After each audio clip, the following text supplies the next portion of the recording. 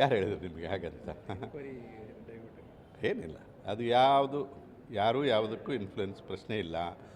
ಲೋಕಾಯುಕ್ತದಲ್ಲಿ ಇನ್ವೆಸ್ಟಿಗೇಷನ್ನು, ಅಲ್ಲಿ ನಮ್ಮ ಇನ್ವೆಸ್ಟಿಗೇಟಿಂಗ್ ಆಫೀಸರಿಂದ ಹಿಡ್ಕೊಂಡು ಎಸ್ ಪಿಯಿಂದ ಹಿಡ್ಕೊಂಡು ಐ ಜಿಯಿಂದ ಹಿಡ್ಕೊಂಡು ಡಿ ಜಿವರೆಗೂ ಅಲ್ಲಿ ಚೆಕ್ಸ್ ಆ್ಯಂಡ್ ಬ್ಯಾಲೆನ್ಸಸ್ ಇದ್ದೇ ಇದೆ, ಸೂಪರ್ವಿಷನ್ ಇದ್ದೇ ಇದೆ.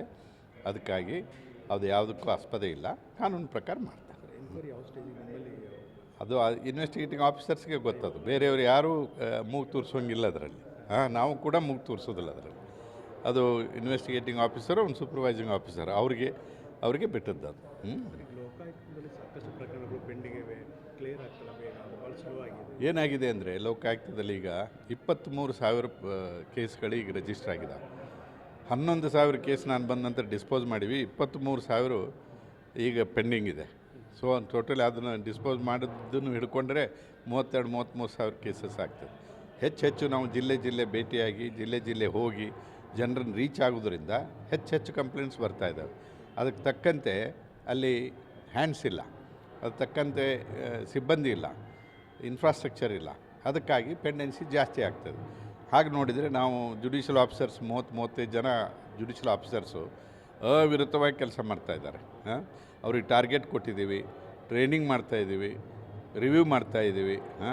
ಬಟ್ ಎಲ್ಲ ಸೇರಿನೂ ಕೂಡ ಅಷ್ಟೆಲ್ಲ ಚಾಚು ತಪ್ಪದೆ ಕೆಲಸ ಮಾಡಿದ್ರು ವಾಲ್ಯೂಮ್ ಆಫ್ ವರ್ಕ್ ಜಾಸ್ತಿ ಆಗಿರೋದ್ರಿಂದ ಪೆಂಡೆನ್ಸಿ ಇದೆ.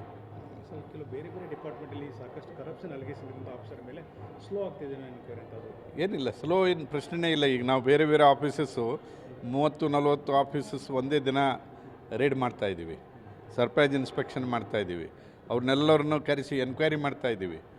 ಈಗ ಬ್ಯಾಂಗ್ಳೂರು ಸಿಟಿಯಲ್ಲಿ 8 ಝೋನ್ಗಳ ಮೇಲೆ ಕೇಸ್ ಹಾಕಿದ್ದೀವಿ. ಪ್ರತಿ ತಿಂಗಳು ಎನ್ಕ್ವೈರಿ ಇರ್ತದೆ, 2-3 ತಾಸು ಅವ್ರ ರಿಪೋರ್ಟು, ಅವ್ರದ್ದು ಪ್ರೋಗ್ರೆಸ್ಸು. ಈಗ ಬರೀ ಅವ್ರಿಗೆ ಪನಿಷ್ಮೆಂಟ್ ಮಾಡೋದು ಅಷ್ಟೇ ಅಲ್ಲ, ರೆಕಮೆಂಡೇಷನ್ ಕೊಡೋದು ಅಷ್ಟೇ ಅಲ್ಲ, ಆ ಕೆಲಸ ಆಗಬೇಕಲ್ಲ. ಅಲ್ಲಿರುವಂಥ ಕಸ ನಿರ್ವಹಣೆ ಆಗಬೇಕು, ಲೇಕ್ಸ್ಗಳು ಸ್ವಚ್ಛ ಆಗಬೇಕು, ಸಿವೇಜ್ ವಾಟರ್ ಲೇಕ್ಸ್ಗೆ ಹೋಗ್ತಿದ್ರೆ ಅದನ್ನು ಪ್ರಿವೆಂಟ್ ಆಗಬೇಕು. ಸೊ ಹೀಗೆ ಹಲವಾರು ಪಬ್ಲಿಕ್ಕಿಗೆ ಸಹಾಯ ಆಗುವಂತಹ ಕೆಲವು ಏನು ಮಾಲ್ ಅಡ್ಮಿನಿಸ್ಟ್ರೇಷನು ಡೆರಿಲೆಕ್ಷನ್ ಇದೆ, ಅದನ್ನೆಲ್ಲ ನಾವು ಅಡ್ರೆಸ್ ಮಾಡ್ತಾಯಿದ್ದೀವಿ. ಹೀಗಾಗಿ ಏನಾಗ್ತದೆ, ಕೇಸ್ ಜಾಸ್ತಿನೂ ಆಗ್ತದೆ, ಟೈಮೂ ವ್ಯಯ ಆಗ್ತದೆ. ಸರ್, ಈಗ ಕೆಲವು ಈ ಮೈಕ್ರೋ ಫೈನಾನ್ಸ್ ಹರಾಸ್ಮೆಂಟ್ ಎಷ್ಟುಗಳು ದೂರುಗಳು ಬಂದಿವೆ ನಮ್ಮಲ್ಲಿ ಮೈಕ್ರೋ ಫೈನಾನ್ಸ್ ದೂರುಗಳು ನನ್ನ ಗಮನಕ್ಕೆ ಬಂದಂಗೆ ಜಾಸ್ತಿ ಬಂದಿಲ್ಲ, ನನ್ನ ಗಮನಕ್ಕಂತೂ ಬಂದಿಲ್ಲ. ಈಗ ಸುಗ್ರೀವಾಜ್ಞೆ ಇದಾಗಿದೆ, ಅದರ ಬಗ್ಗೆ ನಿಮ್ಮ ಇಲ್ಲ, ಅದಕ್ಕೆ ನಮಗೆ ಸಂಬಂಧ ಬರೋದಿಲ್ಲ. ಪಬ್ಲಿಕ್ ಸರ್ವೆಂಟ್ಸ್ಗೆ ನಮ್ಮ ವ್ಯಾಪ್ತಿ ಇರೋದು ಪಬ್ಲಿಕ್ ಸರ್ವೆಂಟ್ಸ್ ಮೇಲೆ. ಪ್ರೈವೇಟ್ ಪರ್ಸನ್ಸ್ ಲೋನ್ ಕೊಟ್ಟರು, ಪ್ರೈವೇಟ್ ಪರ್ಸನ್ಸ್ ಲೋನ್ ತೊಗೊಂಡ್ರು, ಅವರಿಗೆ ಆದಂಥ ವ್ಯವಹಾರದಲ್ಲಿ ಹೆಚ್ಚು ಕಡಿಮೆ ಆದರೆ ಅದು ಸರ್ಕಾರ ಅದನ್ನು ಗಮನಿಸಬೇಕು, ಅದಕ್ಕೆ ಆ್ಯಕ್ಷನ್ ತೊಗೋಬೇಕು. ಅದು ನಮ್ಮ ವ್ಯಾಪ್ತಿಗೆ ಬರೋದು. ಸರ್, ನನ್ನ ಮೊನ್ನೆ ಫಣೀಂದ್ರ ಅವರೆಲ್ಲ ಕೆರೆ ಅಕ್ವಿಷನ್ ಬಗ್ಗೆ ಒಂದು ರಿಪೋರ್ಟ್ ಕೊಟ್ಟಿದ್ದಾರೆ. ಸ್ಟೇಟಲ್ಲಿ ಎಷ್ಟೆಷ್ಟಾಗಿದೆ ಏನು ಅಕ್ವಿಜೇಷನ್, ಲೇಕ್ಸ್ಗಳ ಅಕ್ವಿಷನ್ ಮಾಡ್ಕೊಂಡು ಲೇಕ್ ಎನ್ಕ್ರೋಚ್ಮೆಂಟ್ ಲೇಕ್ ಎನ್ಕ್ರೋಚ್ಮೆಂಟ್ ಪ್ರತಿಯೊಂದು ಲೇಕ್ಗಳಲ್ಲಿ ಎಲ್ಲ ಜಿಲ್ಲೆಗಳಲ್ಲಿನೂ ಕೂಡ ಲೇಕ್ ಎಷ್ಟಿದಾವಂತ ನಮ್ಮಲ್ಲಿ ಕೇಸಸ್ ಇದೆ. ಅದರ ಮೇಲೆ ಎಲ್ಲೆಲ್ಲಿ ಎನ್ಕ್ರೋಚ್ಮೆಂಟ್ ಇದೆ, ಎನ್ಕ್ರೋಚ್ಮೆಂಟ್ ರಿಮೂವ್ ಮಾಡೋಕ್ಕೂ ಡೈರೆಕ್ಷನ್ಸ್ ಇದೆ. ಈಗ 2018 ಕೇಸಸ್ ಪೆಂಡಿಂಗ್ ಇದಾವೆ ನಮ್ಮಲ್ಲಿ ಲೇಕ್ಸು.